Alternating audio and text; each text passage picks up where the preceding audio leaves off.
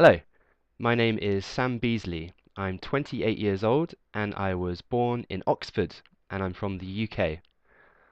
I graduated in music from the University of Chichester in 2008, although nowadays music is more of a hobby than a career. I first got into ESL teaching back in 2011. I volunteered briefly at a school in Laos and we went hiking through a jungle near the Chinese border, and I met two Koreans who suggested that I should teach in Korea.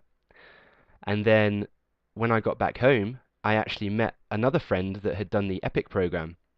So then I applied to the EPIK program where I've been teaching now for 3 years.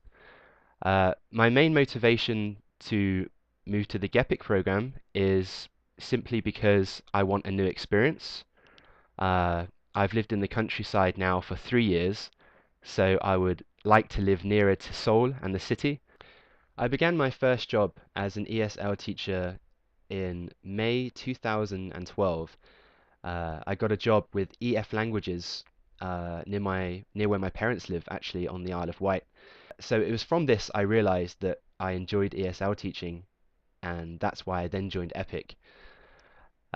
Right now I live in Cheongdo. I've been teaching here now for 3 years at three different middle schools: Mogie Middle School, Iso Middle School, and Gumcheon Middle School.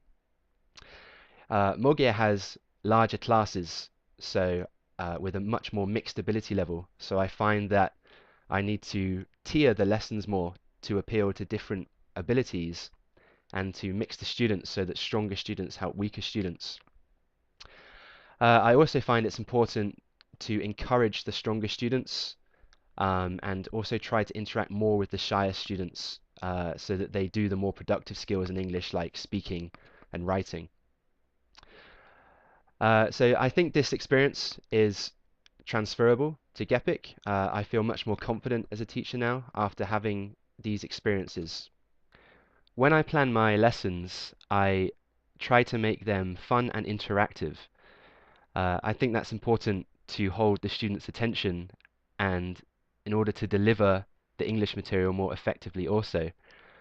I also think it's important to tailor the lesson to different students' learning styles, whether they are kinesthetic learners, auditory learners, or visual learners.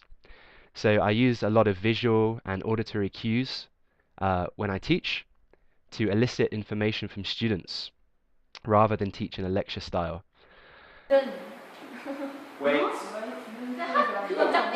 height,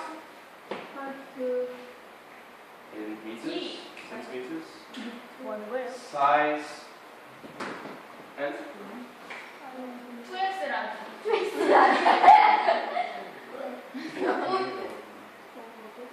bigger and smaller. Age. big as. Okay, good. Age. Age. Age and I. Old and young. Old and young. Size bigger and smaller. Yeah. Also, I think it's important to teach around subjects which the students are interested in.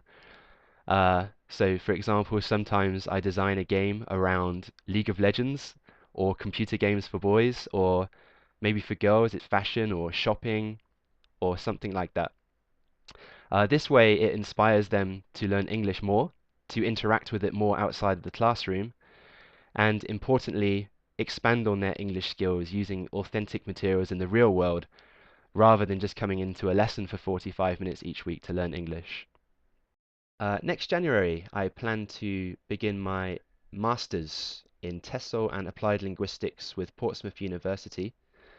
I'm excited to start this course. It's something I've recently considered doing to further my knowledge and experience and employability. It excites me to learn more about second language acquisition and the theory of how students acquire language. Hopefully this is something that will only help me as a teacher, and also something practical that I will be able to employ in the classroom in the future.